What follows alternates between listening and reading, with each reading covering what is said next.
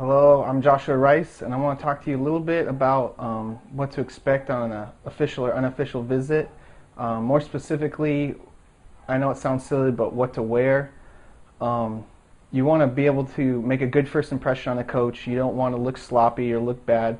So what I recommend is wearing, a nice shirt, maybe a polo shirt and khaki pants, and something real comfortable, but also something you'll look nice in, because if you want to be confident when you're talking to coaches, and if you look confident, you'll feel confident, and then you'll come off as confident.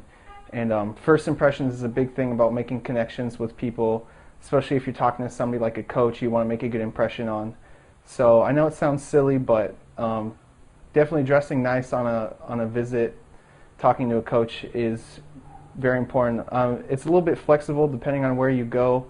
For instance, I went to Hawaii, and because of the culture and the climate and everywhere, I wore khaki shorts and a polo shirt with slippers, which was perfectly acceptable, but I still looked presentable.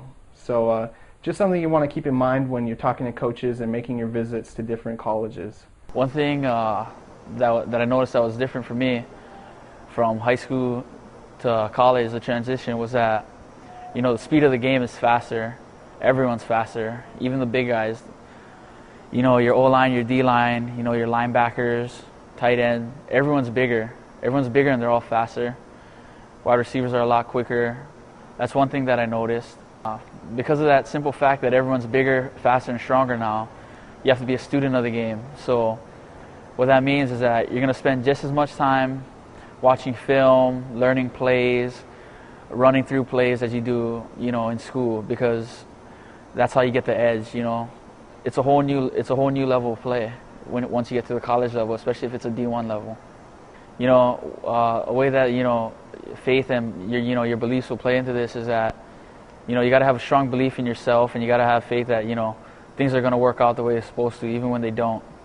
So you have to be ready for the worst, but you have to hope for the best. Believe in yourself. Know that you can do whatever you want to do, no matter what anybody tells you.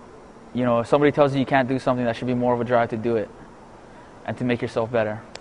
One saying that's always in the back of my mind that I always think about is, don't give up what you want most for what you want now. It definitely meant a lot of sacrifices.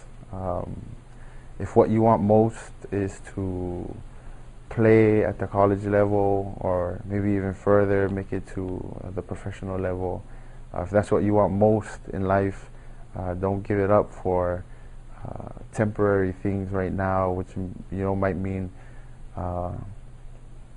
going and hanging out with friends all the time. Not that it's bad to hang out with friends, but if you just do it all the time without going to the weight room or taking care of your schoolwork, doing those things that will help you to get to the next level, making those sacrifices, then if you do those things, then you'll be able to accomplish your goals. So always keep in mind what you want most, and I think that's what has helped me. Even till now, still I always try to set goals, and sometimes there'll be temporary things that seem fun that I want to do at the moment, but if it's not helping me work towards my goal of finishing school, or maybe becoming a coach, or whether it's for you becoming an athlete at a college level, then just think twice about the decisions that you make.